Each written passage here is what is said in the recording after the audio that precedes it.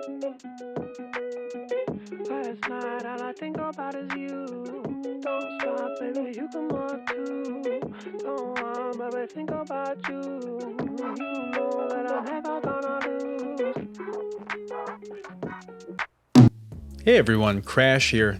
If you're new to this channel, that is me, and I'm just hanging out with my ONEWHEEL GT after owning a ONEWHEEL for 1 year, getting ready for the ride today. But let's check out where we started. 1 year ago, this month, I purchased my ONEWHEEL Pint, and this is actually the video footage from my first practice in my garage. You can see the wobbles are real. I cannot control my ankles or my knees, and I feel like I just want to fall back on the back of my head. I'm wearing snowboarding gear and a work glove, arms up in the air. Let's see where we're at now.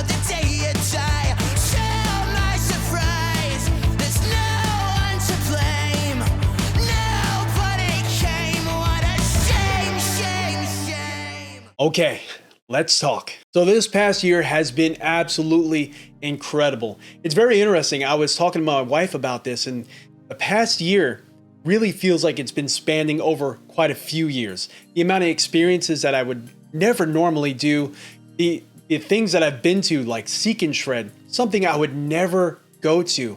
I haven't camped since I was a child, and it was absolutely amazing to have something that forced me to reconnect myself with the outdoors. So why did I jump into ONEWHEELs? Growing up, I always admired board sports and skateboarders, and I was constantly watching it on TV. I didn't really know anybody who was a competent skateboarder, so I had no one to really teach me. And me and my close friend Dan actually bought some skateboards when we were in junior high school, and I used to fall nonstop. I think I maybe owned that board for about 2 months before I finally gave up that dream, and I just left it to Tony Hawk Pro Skater. I was always outdoors, and me and my family were campers, and we were always out fishing, always out in the wilderness. As years went on and I fallen into my career, I've started noticing my hobbies slowly started falling away, and being an avid sim racer, I started noticing that I was kind of just locked in the house all the time. Nothing wrong with sim racing, but I started noticing I was losing my connection to the outdoors, and I was longing to really regain that connection again. So at the end of 2020, I started hearing about this ONEWHEEL here and there, and then finally I seen my first one cruising down the beach. It was absolutely insane. I got talking to the guy, and he explained to me what it was. I didn't get a chance to ride it, but he was showing me several different things, and just the fact that he was riding it on loose sand was absolutely mind-blowing. That started me down the rabbit hole of investigating ONEWHEEL. Every night I would pretty much stay up late, 2, 3 o'clock in the morning, watching videos about ONEWHEELs, people's first rides, their experiences, things that they were doing, and I settled on, I want a ONEWHEEL Pint. So April of 2021, what you saw in the beginning of that video is when I purchased my first ONEWHEEL Pint, used off a local Gold Country ONEWHEEL member, and the world was completely changed for me that day. Joe, the guy I bought it from, was nice enough to not only show me how to get on and off the board safely, but he told me about the local communities, things that I really had no idea about at that point, that were all around me at that point.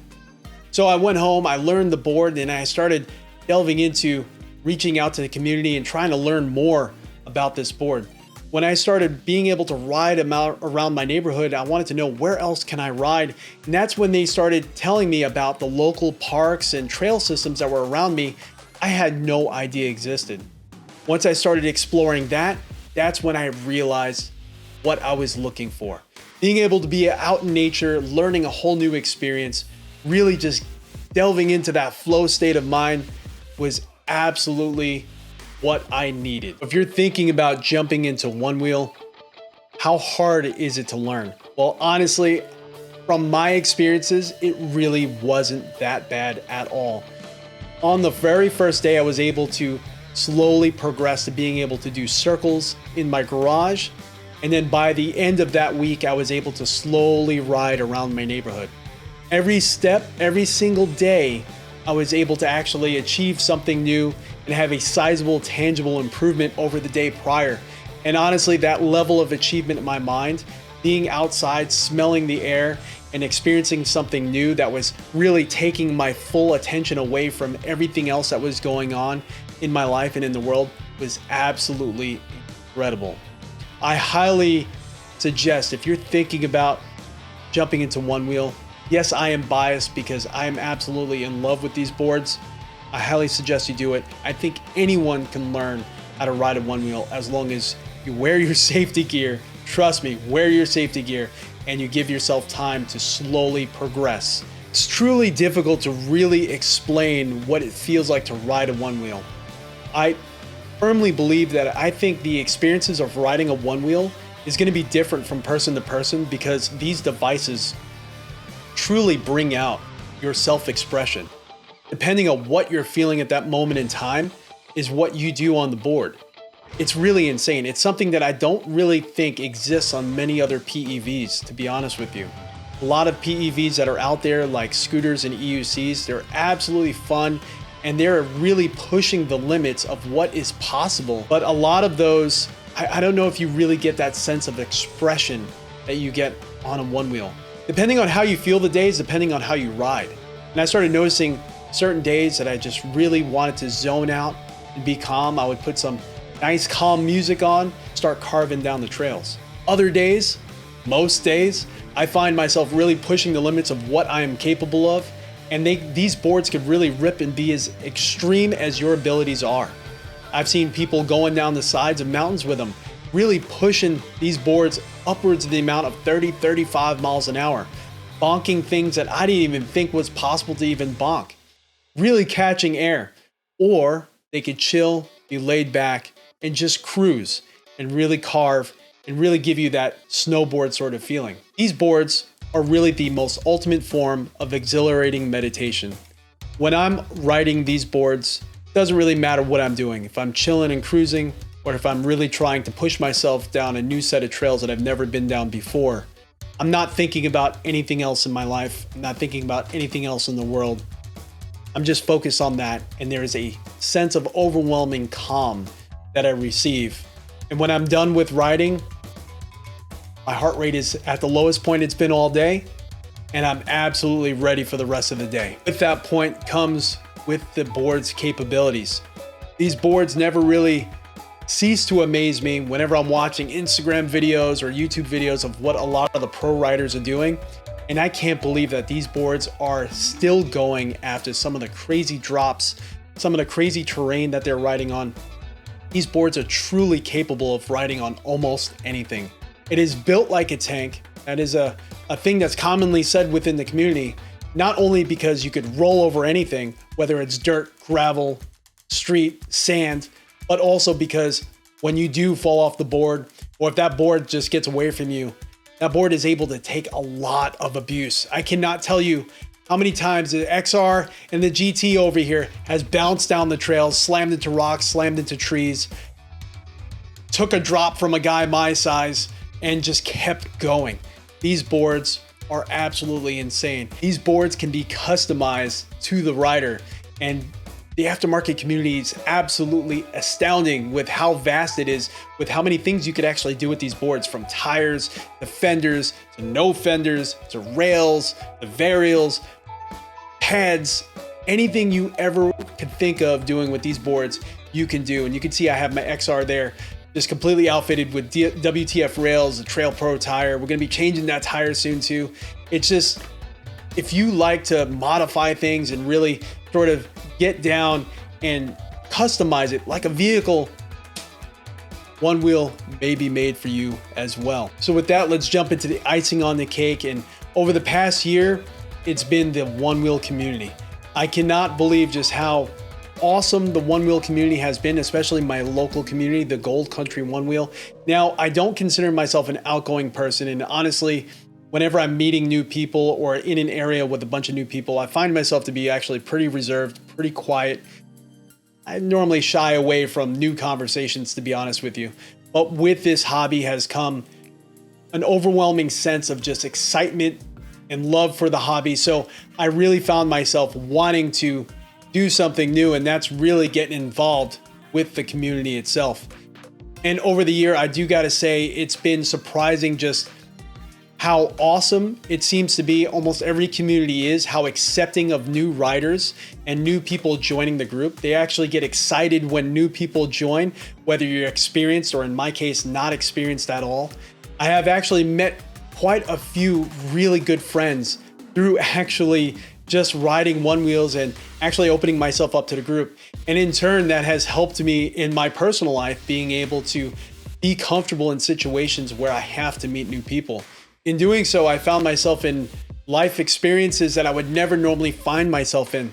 Last year, me and my wife went to Seek and Shred Fest, which was absolutely incredible, and I'm gonna be going back this year.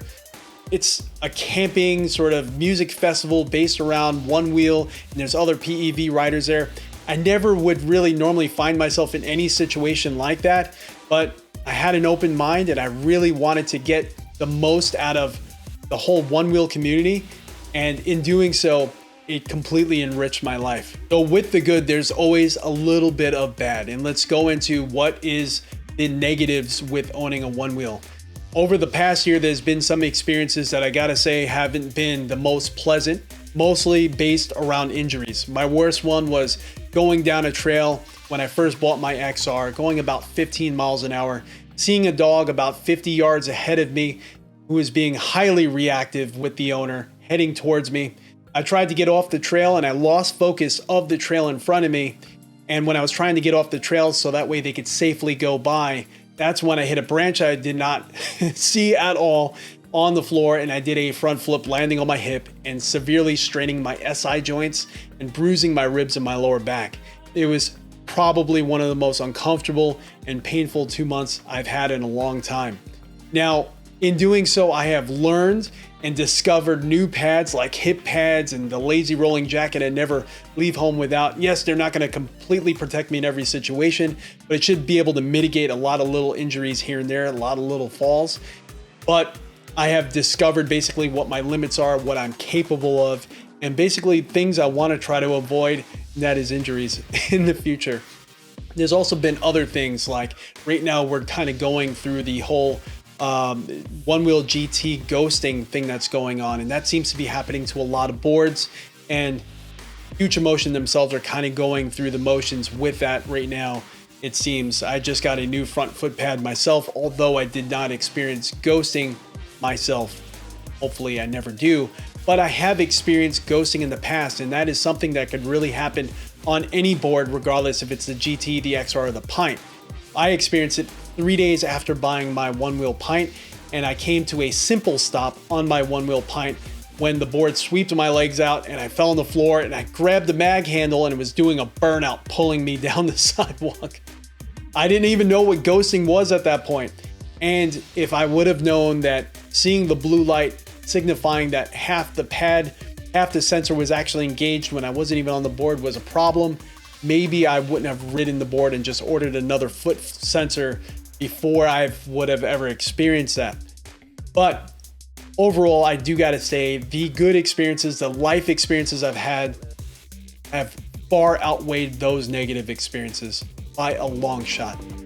So that has been my experiences and things that I've learned over the past year. Hopefully it answers any questions as far as how do I feel about One Wheels in general 1 year after ownership. I wouldn't change anything, and honestly the experiences that I had, the life experiences, along with all the great friends that I've made. On top of that, it is more than just a PEV. It's a tool that I use as a form of meditation and honestly reconnecting with the outdoors and getting a little bit of an extreme sport in all at the same time. If you're thinking about jumping into ONEWHEEL, I highly suggest you go and you connect with your local community.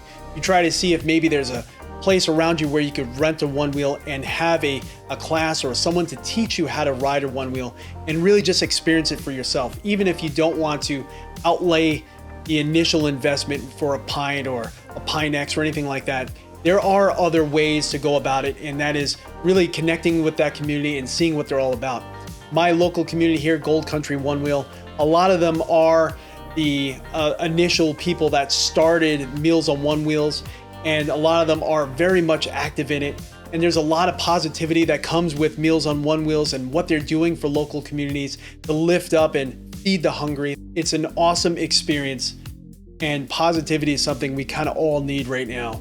And maybe if you could get a little bit of calming meditation all rolled into an extreme sport, what else do you need? Anyway, I'm Crash. This is RTA Motorsports. Everyone stay safe, stay happy. I'll catch you all next time.